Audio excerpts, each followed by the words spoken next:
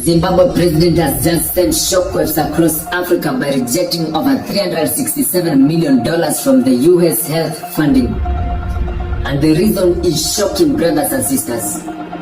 The deal wanted to control Zimbabwe minerals. Yes, you heard that right. Zimbabwe just did something that most African governments have been too afraid, too compromised, or too indebted to do. They looked a superpower in the eye, looked at a $367 million deal and said no because they are reckless, not because they are anti-American, not because they do not care about their people's health. They said no because the deal was designed to take more than it was giving. And for once, an African government had both the courage and the clarity to say so out loud. Let us be precise about the facts, because precision matters when you are talking about power. The United States government under President Donald Trump's administration approached Zimbabwe with what was presented as a generous health funding package. The deal was worth $367 million spread over 5 years, and the money was earmarked for critical areas: HIV and AIDS treatment and prevention, tuberculosis, malaria, maternal and child health, and disease outbreak preparedness. On paper, that sounds extraordinary.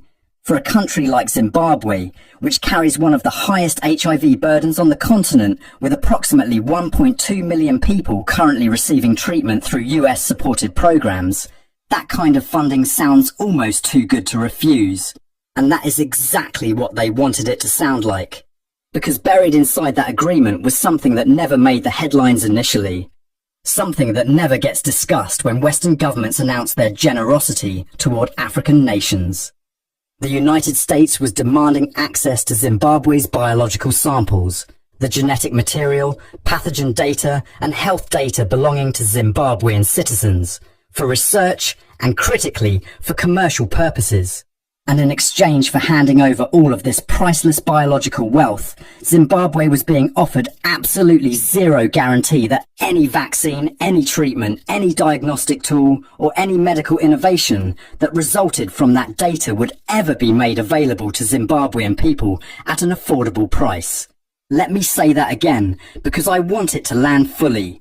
Zimbabwe would give America its biological resources. America would use those resources to potentially develop breakthrough medicines and vaccines worth billions of dollars on the global pharmaceutical market. And Zimbabwe would receive no legal claim, no guaranteed access, no preferential pricing, and no benefit sharing arrangement from any of those future innovations. Essentially, they wanted Zimbabweans to donate the raw materials of life itself, their blood, their pathogens, the biological signatures of their bodies, so that American pharmaceutical companies could profit from them.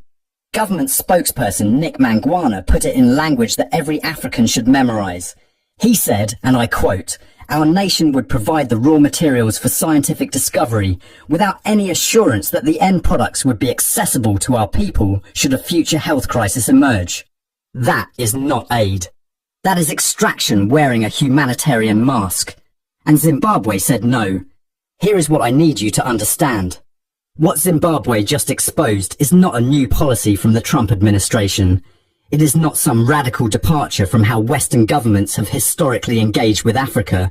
It is, in fact, the most honest and transparent version of something that has been happening to this continent for centuries.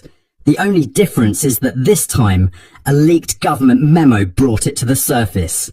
This time, an African government was paying close enough attention to recognize the trap before they walked into it. Africa has always been the